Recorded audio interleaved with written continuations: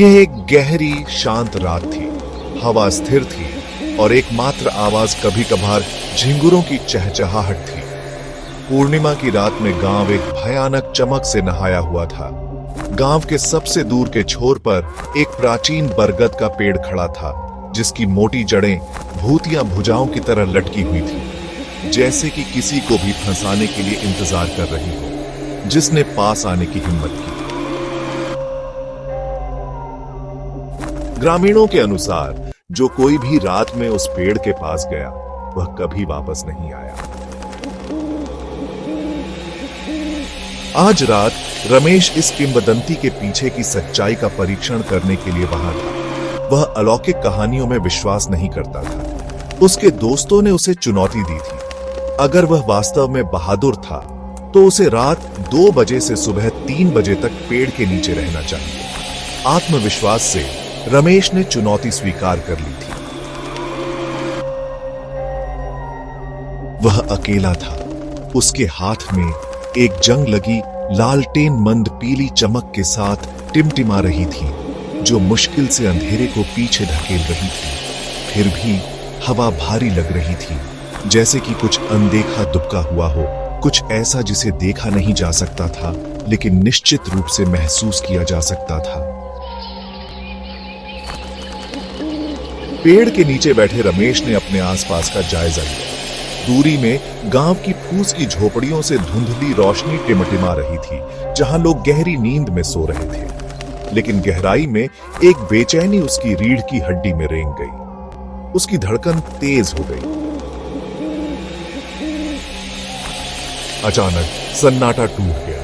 एक कोमल फुसफुसाती हुई आवाज आई, निशी, रमेश। रमेश का शरीर अकड़ गया। लालटेन लगभग उसके हाथ से फिसल गई। रमेश कौन है वहां?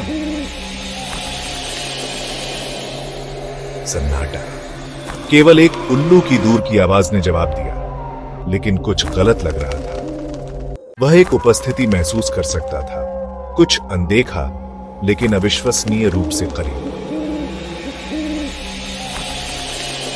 एक अजीब गंध हवा में भर गई। चंदन, जली हुई मांस की अचूक बदबू के साथ मिला हुआ।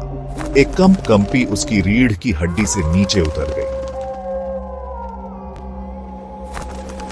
फिर आवाज फिर आई, निशी, रमेश, मेरे पास आओ। आवाज भयावह रूप से परिचित थी। उसने इसे पहले सुना था, लेकिन कहां, कब? सालों पहले रमेश एक युवा व्यक्ति था जो निशी नाम की एक लड़की से बहुत प्यार करता था। पड़ोसी गांव की एक सुंदर कोमल आत्मा।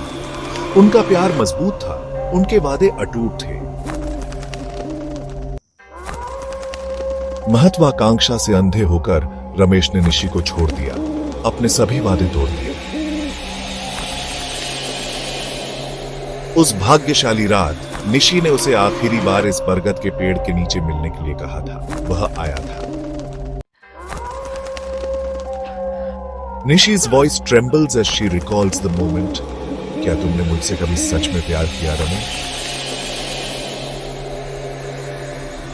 Ramesh's voice echoes with a heavy heart.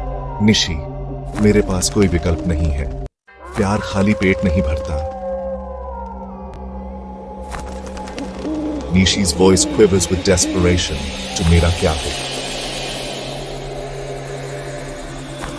मैं कुछ नहीं कर सकता निशी, मुझे भूल जाओ। निशी की आंखों में आंसू भर आए थे। वह जोर से नहीं रोई, वह बस मुस्कुराई, एक दुख भरी टूटी हुई मुस्कान, और फुसफुसाई, निशी, तुम मुझे छोड़ सकते हो रमेश, लेकिन मैं तुम्हें कभी नहीं छोड़ूंगी। एक दिन तुम वापस आओगे और मैं इंतजार करूंगी। अगली सुबह निशी का बेजान शरीर इसी पेड़ के नीचे मिला। उसकी गर्दन के चारों ओर एक फंदा था। उसके होंठ उसी रहस्यमय मुस्कान में जमे हुए थे। किसी को नहीं पता था कि यह आत्महत्या थी या कुछ और भी भयावह।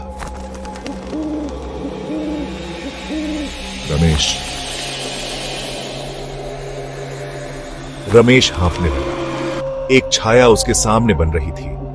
धीरे धीरे एक आकृति उभरी। एक महिला बहती हुई साड़ी में, उसकी गहरी काली आंखें उसकी आत्मा में घूर रही थी। उसके होंठ एक भूतिया मुस्कान में मुड़े हुए थे। निशी। रमेश की सांस गले में अटक गई। रमेश, तुम। वह करीब आई। हवा बर्फ की तरह ठंडी हो गई। बरगद के पेड़ की शाखाएं कांपने लगी, जैसे डर से कांप रही हो। मैंने तुमसे कहा था रमेश, एक दिन तुम वापस आओगे। रमेश ने हिलने की कोशिश की, लेकिन उसके पैर जम गए। निशी अब ठीक उसके सामने खड़ी थी। Nishi reaches out her hand towards Ramesh. मैंने तुम्हारा इंतजार किया रमेश, अब मेरे साथ आओ। Ramesh, desperately trying to escape, cries out, नहीं, नहीं, मुझे जाने दो। Nishi's smile deepens, her eyes filled with a chilling determination. तुम मुझे फिर से नहीं छोड़ सकते। कुछ ही सेकंड में उसके ठंडे बेजान हाथों ने उसका गला पकड़ लिया। रमेश के चारों ओर की दुनिया अंधेरी हो गई, क्योंकि उसकी दृष्टि धुंधली हो गई। The aftermath of that fateful night left the village in a state of shock and disbelief. The air was thick with an eerie silence, as if the very soul of the village had been shaken to its core. अगली सुबह ग्रामीणों को रमेश का बेजान शरीर बरगद के पेड़ के नीचे मिला। उसकी आंखें खुली हुई थीं, उसका चेहरा अकथनीय आतंक से विकृत था। कोई भी उसकी मौत की व्याख्या नहीं कर सका। लेकिन उस रात से, जो कोई भी रात में बरगद के पेड़ के बहुत करीब भटकता था, उसे एक फुसफुसाहट सुनाई देती थी। निशी, मेरे पास आओ, मैं इंतजार कर रही हूं।